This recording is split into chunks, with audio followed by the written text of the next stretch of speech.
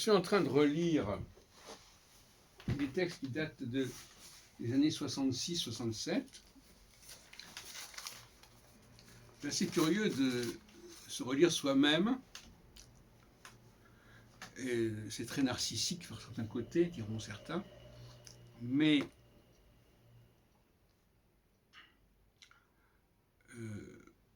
quelque part, il y a dans ces textes la source de ma propre réflexion, finalement. Et je suis content de les avoir conservés à travers les décennies, de pouvoir les relire actuellement, de pouvoir les citer,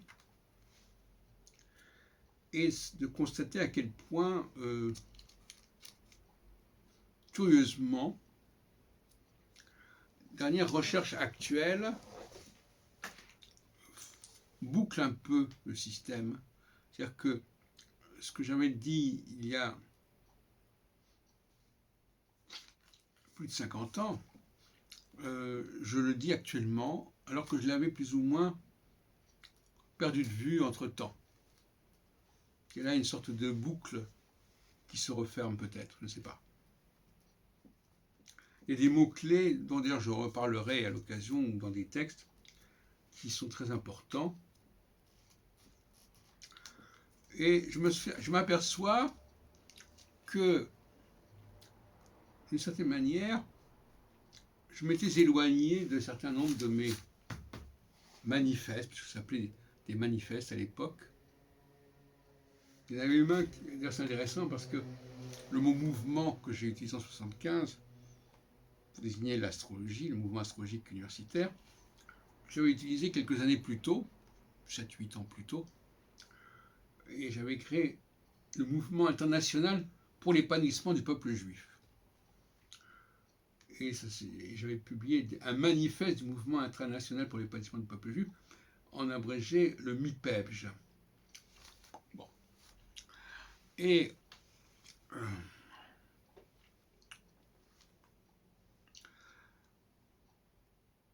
je m'aperçois aujourd'hui que la dialectique Jupiter-Saturne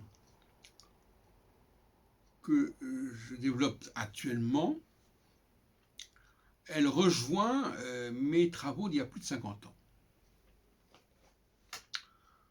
Notamment dans la vocation de Jupiter à éviter la sclérose, à libérer de la contrainte des habitudes, ce qui est constamment récurrent dans ces textes que je suis en train de relire. Et la question de savoir pourquoi est-ce qu'il y a eu cette rupture, pourquoi est-ce que je n'ai pas persisté complètement dans cette direction que j'avais déjà amorcée il y a plus de 50 ans, quand j'avais 19-20 ans. Je pense que l'astrologie elle-même a dû me brouiller l'esprit quelque part. Au lieu d'étudier la réalité anthropologique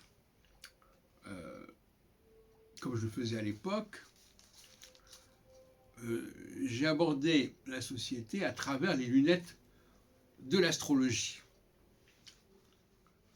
Au lieu d'aborder l'astrologie avec les lunettes de l'anthropologie, j'ai perçu l'anthropologie avec les lunettes de l'astrologie et la cosmologie.